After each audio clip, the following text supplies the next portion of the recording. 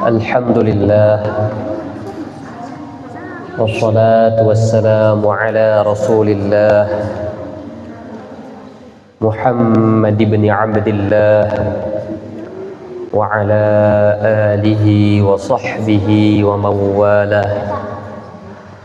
La hawla wa la quwwata illa billahil aliyyil azim.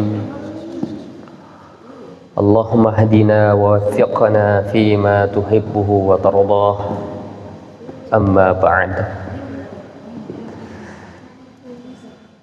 Yang kami muliakan dan hormati seluruh jajaran DKM Dewan Kemakmuran Masjid Jami' An-Nasru, yang kami hormati dan kami muliakan seluruh asatidz di rumah tahfidz Jami' An-Nasru dan seluruh ustazah asatidzah di TPA Jami' An-Nasru, dan yang terkhusus yang kami hormati dan kami muliakan para bapak-bapak, ibu-ibu, adik-adik, abang-abang yang telah hadir di dalam Masjid Jami' An-Nasru untuk sekiranya kita beriktikaf, mengisi waktu senja kita dengan hal yang bermanfaat, insyaallah berkah.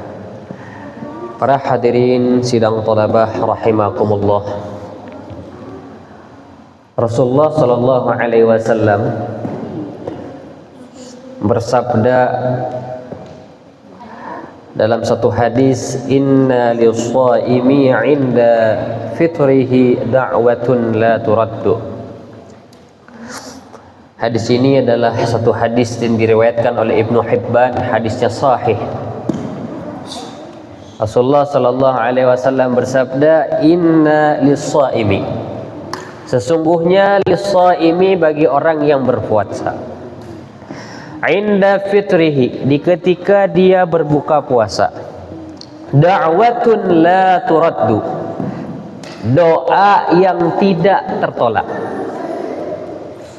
Maka timbul satu pertanyaan, ini ketika mau berbuka ataupun sedang berbuka ataupun setelah berbuka? Maka karena memahami dari teks hadisnya inda fitrihi, para ulama menjelaskan mana inda ini ketika, sehingga mencakupi kepada sebelum berbuka dan setelah berbuka. Ada satu doa yang tidak akan Allah tolak. Dalam hadis yang lain diriwayatkan hatta yuftiru, du'auhu mustajabun hatta yuftiru, doanya orang yang berpuasa itu Allah kabulkan, permintaannya Allah jawab sampai dia berbuka. Artinya sepanjang hari dari sejak sahur kita berpuasa sampai berbuka, itu Allah berikan khusus di bulan Ramadan doa yang pasti akan Allah kabulkan. Berbicara tentang doa, doa ini luar biasa Pak, Bu sekalian yang ada di masjid. Doa ini silahul mu'min, senjata orang yang beriman. Dia itu ra'sul ibadah, otaknya ibadah. Kalau kita punya tubuh, otaknya nggak berfungsi, maka itu tubuh sama saja sia-sia. Maka oleh sebab demikian, berbicara tentang doa ini memang luar biasa. Karena ibadah apapun yang kita lakukan, sholat, baca Al-Quran, puasa, zakat, haji dan lain sebagainya, apabila tidak ada doa, yang mana arti daripada ibadah sendiri adalah menghambakan diri kepada Allah, maka ibadah itu sungguh aneh, konyol. Karena apabila kita merasa bisa beribadah tanpa adanya doa, itu sungguh-sungguh satu kesombongan yang sangat amat luar biasa. Memangnya sebersih apa hati kita, sebagus apa ibadah kita, sehingga kita tidak merayu memohon kepada Allah agar doa kita diijabah oleh Allah Ta'ala.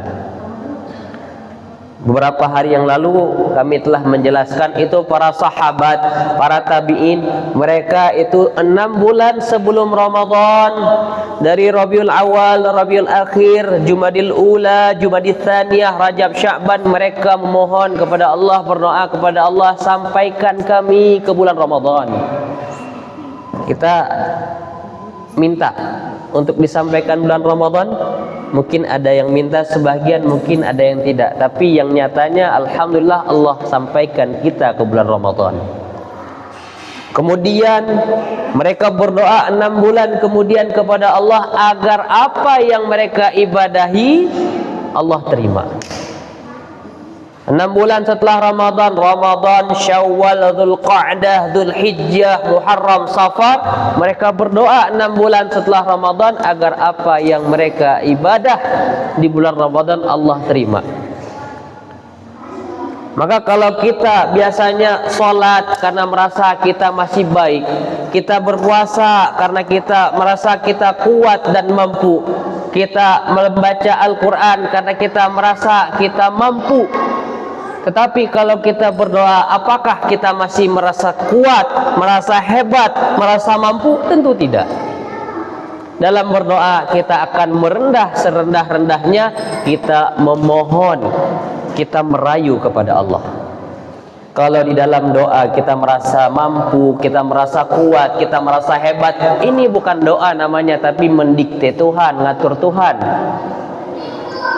Maka oleh sebab demikian, doa ini diijabah oleh Allah Ta'ala bagi orang yang berpuasa di ketika ingin berbuka. Apa hikmahnya kata ulama?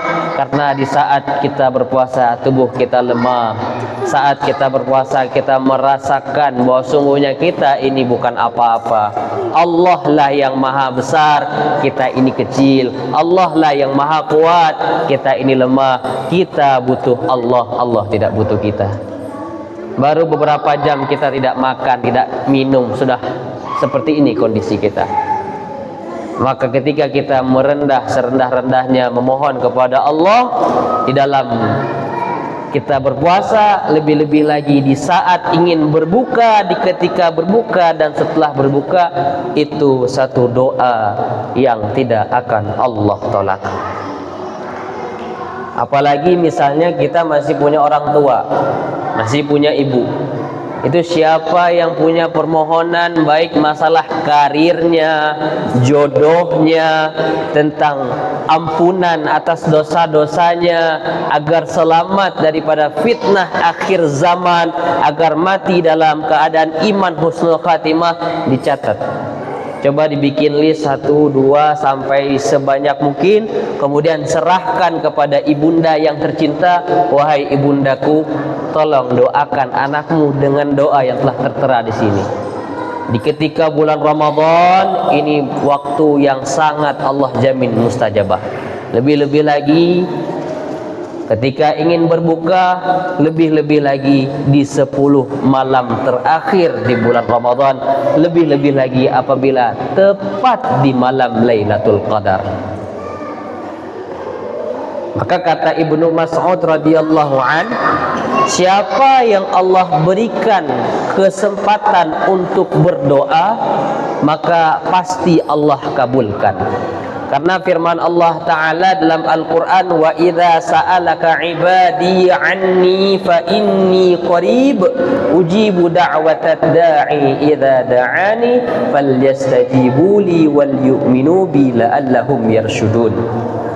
Itu ayat yang hanya di dalam Al-Quran dipasangkan dengan ayat-ayat puasa. Itu apabila kita lihat ayat 3 ayat sebelumnya, ya ayyuhalladzina amanu kutiba alaikumusiyam. Ayat setelahnya ayyamam ma'dudat. Ayat setelahnya syahrul ramadhan alladzi unzila fihi al-Qur'an. Itu ayat 3 ayat sebelumnya tentang bulan Ramadan tentang bulan Ramadan. Kemudian ayat keempat setelahnya berbicara tentang idza sa'alaka ibadi anni, apabila hamba-hambaku bertanya kepadamu wahai Muhammad tentangku, maka katakanlah, jawablah, fa inni qarib, sesungguhnya aku amatlah dekat.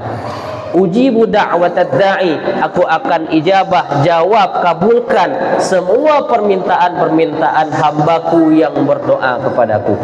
Maka berdoalah kepadaku, semoga mereka terpetunjuk. Lalu apabila ada yang bertanya, Ustaz, apa sih tanda doa itu Allah kabulkan? Maka kita bisa melihat bagaimana bijaknya Sayyiduna Umar bin Khattab radhiyallahu an. Beliau berkata, apa kata beliau? Ana la ahmilu hammal ijabah, walakin ahmilu hammat du'a, fa in ulhimtu ad-du'a fa innal ijabah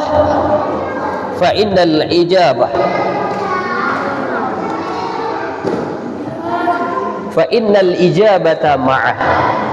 Aku, kata Sayyidina Umar, tidak pernah khawatir terhadap doa apakah dikabulkan ataupun tidak. Yang aku khawatirkan, apakah aku diberi kekuatan oleh Allah, hidayah dan taufik untuk berdoa kepadanya. Karena kenapa? Karena kata Sayyidina Umar, apabila sudah diberikan kepadaku kemampuan, kekuatan untuk berdoa, pasti Allah kabulkan. Senada dengan demikian apa kata Ibnu Athaillah As-Sakandari dalam hikam beliau. Kata beliau, mata atlaqa lisanaka bit-talab fa'lam annahu yuridu ayyutik. Kapan Allah licinkan lidahmu untuk meminta berdoa kepadanya, maka ketahuilah Allah sudah ingin memberikan sesuatu kepada kita. Nah, ini dia yang perlu digarisbawahi. Jangan salah paham. Tidak semua yang kita minta itu dikasih sesuai sama seperti yang kita mau. Karena Allah lebih paham tentang kondisi kita. Allah lebih paham tentang kebutuhan kita. Terkadang kata ulama, dalam hadis Nabi dijelaskan, dalam perkataan ulama banyak dijelaskan, terkadang Allah itu tidak memberikan sesuatu sesuai dengan waktu yang kita mau, tapi Allah berikan sesuatu kapan yang Allah kehendaki. Allah kadang tidak memberikan sesuatu sesuai dengan apa yang kita minta, tapi Allah memberikan sesuatu yang lebih layak dan lebih cocok kepada kita. Terkadang tidak Allah kabulkan di dunia, tapi Allah takhirkan, Allah telatkan nanti di alam kubur berupa nikmat, nanti di akhirat berupa ampunan. Yang jelas apabila kita sudah berdoa kepada Allah, pasti akan Allah kabulkan. Cuma permasalahannya apa yang menjadi jawabannya, itu adalah sesuai dengan kehendak Allah. Wallahu ya'lamu wa antum la ta'lamun. Karena Allah yang lebih tahu tentang kebutuhan kita. Allah Maha bijaksana, tentunya memberikan yang terbaik sesuai dengan kebutuhan kita. Maka doa yang dituntut untuk diperbanyak, dibaca dalam bulan Ramadan, ini sebagai penutup daripada kajian kita kali ini, yakni kita disuruh minta surga dan ampunan daripada Allah Ta'ala dan perlindungan daripada api neraka. Allahumma inna nas'aluka ridhaka wal jannata wa na'udzubika min sakhatika wan nar. Allahumma innaka afuwun tuhibbul afwa fa'fu anna ya Allah ya Karim. Hanya sekian yang dapat saya sampaikan. Terima kasih di atas segala perhatian. Mohon maaf di atas segala kekurangan dan kejanggalan. Aqulu qawli hadza astaghfirullah li wa lakum. Assalamualaikum warahmatullahi wabarakatuh.